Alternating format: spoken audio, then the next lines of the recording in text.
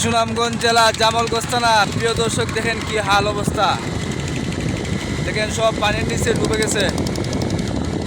অনেক মানুষের জমি এখানে পানির নিচে ডুবে আছে। দেখেন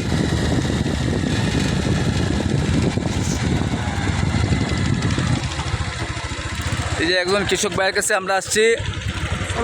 আসসালামু আলাইকুম সালাম। ভাই কেমন আছেন? ভালো আছেন? আপনার কীরকম জমিন তোলা হয়েছে? না, জমি তো সাধারণ কিছু তুলনার মধ্যে 2 আনা কাটা হয়েছে। আর আপনার এই মানে কীরকম জমিন চাষ করা হয়েছিল? 60-70 কেয়ার। প্রিয় দর্শক, উনি 60-70 কেয়ার জমিন উনি চাষ করছেন, অথচ কয় কেয়ার কাটছেন? 4-5 কেয়ার কাটছেন। এই যে আপনি একটু সরেন। এই যে দেখেন এই ধানগুলা উনি কাটছেন আর সব পানির নিচে চলে আসে। এই যে 2 আনা ফসল। তো প্রিয় দর্শক, আপনারা সবাই ভিডিওটা বেশি বেশি করে শেয়ার করবেন। এটা হচ্ছে আপনার সুনামগঞ্জ জামালগঞ্জ থানা, ফেনারবাগ ইউনিয়ন। এই যে এখানে ফেনারবাগের ব্রিজ হচ্ছে, এটা হচ্ছে ফেনারবাগ ইউনিয়ন, জামালগঞ্জ থানা। আপনাদের হাওরের নাম কি? পাগনার হাওর। পাগনার হাওর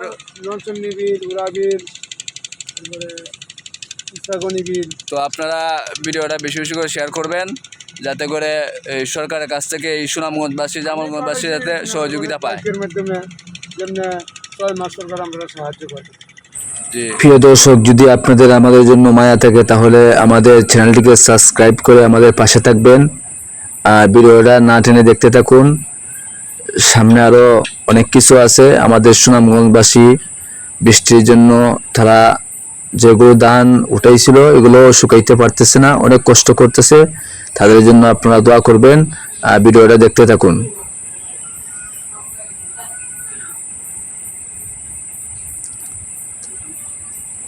এই যে দেখেন, বৃষ্টির জন্য অনেকেই এই খোলার মধ্যে ধান শুকাইতে পারে নাই, রাস্তাতে নিয়ে আসছে।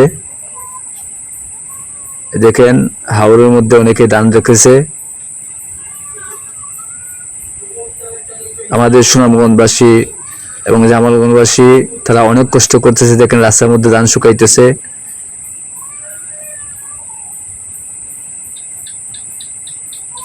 এগুলা পানির নিচ থেকে উঠে আনছে তারা।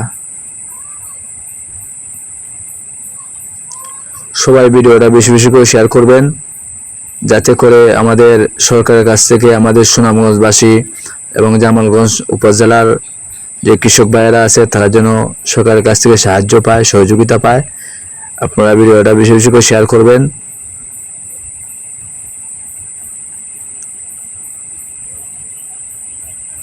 দেখেন আমাদের মা বোনেরাও তারা অনেক কষ্ট করতেছে।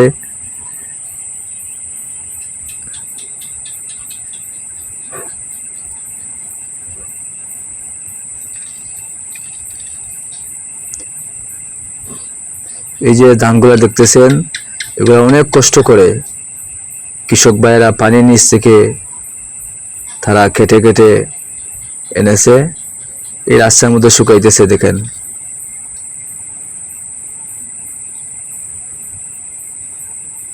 এই ছোট ছোট বাচ্চারা রাস্তার মধ্যে ধান শুকাইতেছে। যদি আপনাদের মায়া লাগে তাহলে আমাদের চ্যানেলটিকে সাবস্ক্রাইব করে আমাদের পাশে থাকবেন।